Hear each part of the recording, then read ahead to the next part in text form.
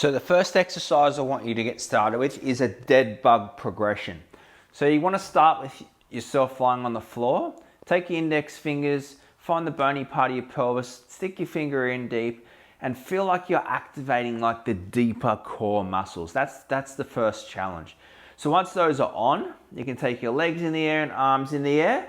Now depending on your back and how it's feeling, you might want to do arms only. Okay, or some legs only. Okay, and then work up to doing the opposite arm and leg at the same time.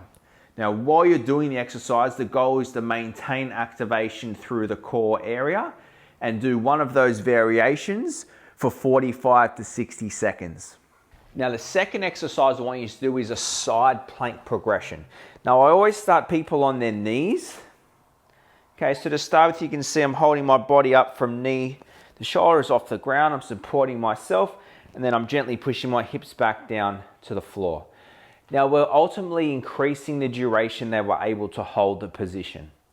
Once you can get up to 30 to 40 seconds on one side, then you earn the right to go onto one leg straight, one leg bent.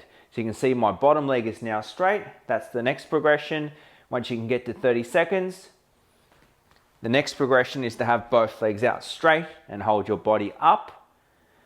And then the further progression is to do some gentle rotations with your body as you're maintaining the side plank. Okay, so you've got different variations there for different levels. So the idea is just to do the right version that challenges you. And again, for that 45 to 60 second mark on each side is what we're aiming for. Our third exercise, guys, is a curl up, and you can see that one leg is straight and one leg is bent.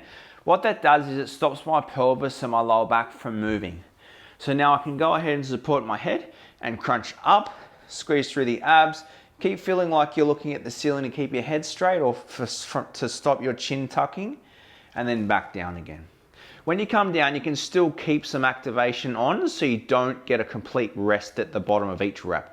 So it should look like this, little pause at the top, back down, keep it all active, up, squeeze, pause, down, up, squeeze, pause, down, and keep repeating. Again, same deal, guys. Let's just go for time, building up to 30, ultimately 45 to 60 seconds, okay?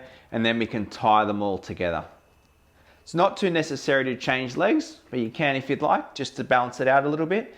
Strong squeeze, back down. This is training our upper abs, upper abdominals. And finally, I want to give you guys some good challenging plank exercises. Now, a lot of people do a plank incorrectly. They'll either sag their hips or their butt will be up too high, or they tilt their pelvis towards the sky so their lower back becomes too active.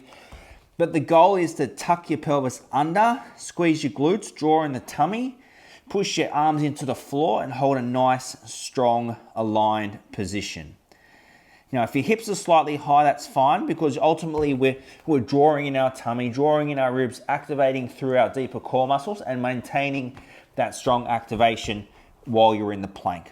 Now, from here, you can do little rocking progressions. Okay, little circles side to side. Okay, there's a lot of different variations. You can do little side steps to challenge yourself. And ultimately, we're working up to building up to that long duration, 45 to 60 seconds. An easier version is obviously just starting on our knees, and then we work up to our toes, holding it for that full duration. So that's the core challenge, guys. Now you can do each exercise individually for time, rest, and then repeat, or you can do one after another in a big superset like a circuit to make it even more challenging. You can do dead bugs, into side plank, into curl ups, into regular plank. And depending on the progressions you use with those, if you go repeat, 2 rounds or 3 rounds of those 4 exercises for 8 minutes, 12 minutes without rest, that is a really challenging, effective core workout. Now remember, it's always how you do it. Now implement what is correct for your level of degree of back pain or progressions with your own strength. Now reach out for help, comment below, ask questions, comment which one you feel is the most difficult for you, and I'd love to help you implement these as well, guys. So remember, book that call, implement the exercises in a correct way, And it's just gonna be so helpful and give you a big head start on building some solid stability, some core strength that's actually gonna stabilize your lower back and give you much higher levels of confidence. So that's the challenge today, guys. Build that on top of the rest of the week, add in the workout, and you're gonna make some really fantastic progress in a short time.